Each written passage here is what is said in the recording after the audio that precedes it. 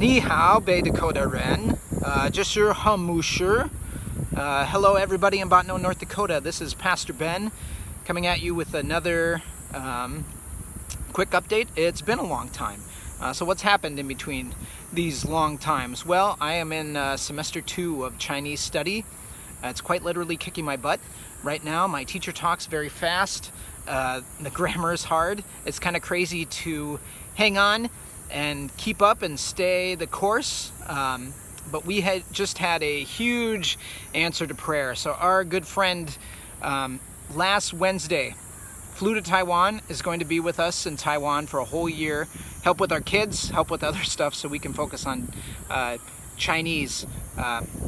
So that is just a big answer from God to our prayer of how can we really get into this culture and study their language and get to be able to talk to people.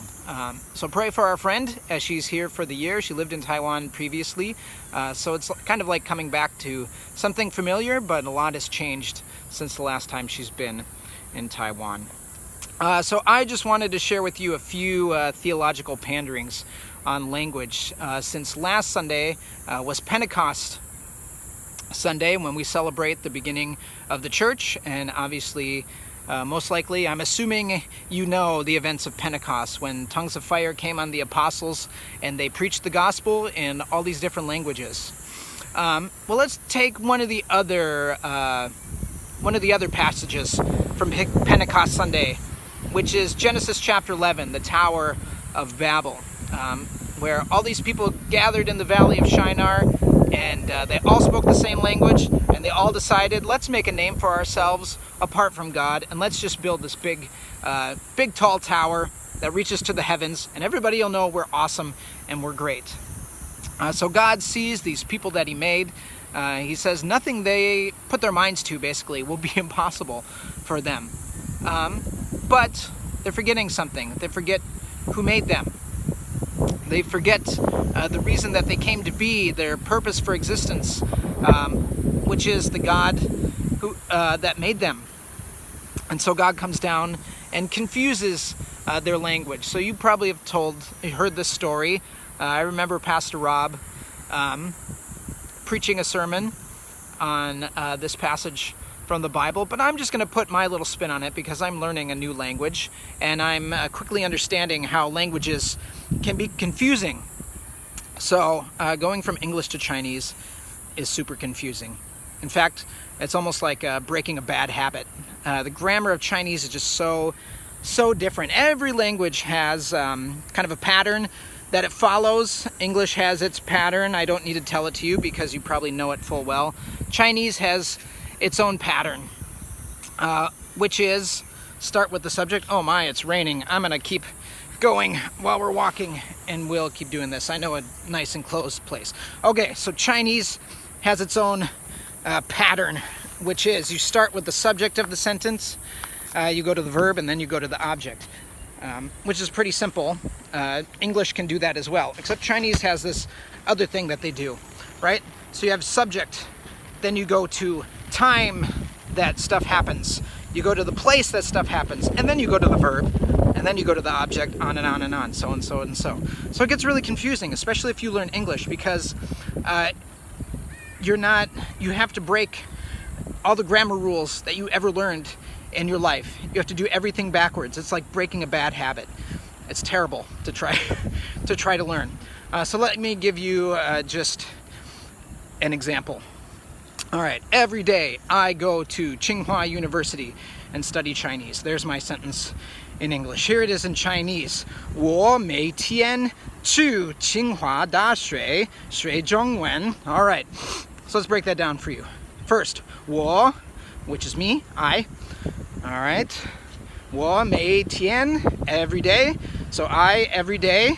去, go to 清华大学. All right, Tsinghua University, 学中文. So I, every day, to Tsinghua University, study Chinese. That's the grammar. And that's how I have to talk with people. So obviously it gets really confusing because sometimes I forget to use the right grammar and people are confused. They have no idea what I'm saying. Sometimes I don't use the right tone or the right pronunciation, which happened today. I was trying to ask my son's teacher, when does the school year end? I didn't use the right tone, nor did I use the right pronunciation for school year, and she had no idea what I was saying until I worked on it a little bit more, and then she figured it out. So thinking about my own life and this passage from Genesis, just to trying to close my umbrella here. It's really hard. Okay, I'll just leave it for a little bit. And just realizing how hard it is, thinking about how hard it is to go from being able to speak to everybody in the same language and having your language get muddled, befuddled, and you can't talk to anybody because not only are the words the same, the grammar's different, everything is different about your language, and realizing how much language really does divide people, and not in a good way. I can tell people who are frustrated. People get frustrated when I don't know what to say in Chinese. And likewise, I know people in the US that talk to somebody who English is their second language, and they get frustrated because they can't understand what they're saying in English. And language really divides us, and we feel comfortable in our own language, comfortable with things that we know. And and that was God's intention in Genesis chapter 11, was to take people who united themselves in the fact that they could make a name for themselves without him, and divide them so that they would have to rely on him. And maybe I'll talk more about that later. Now that I have some free time, I'm going to give you some more frequent updates. So I think next time we're going to talk about the event of Pentecost and how it really overdid what happened in Genesis chapter 11 in the Tower of Babel. So I hope you have a good night. Enjoy your time together. Study hard. Listen closely. Listen intently to what Rob is saying to you. Use your language skills. Peace out. We'll talk to you soon. Bye.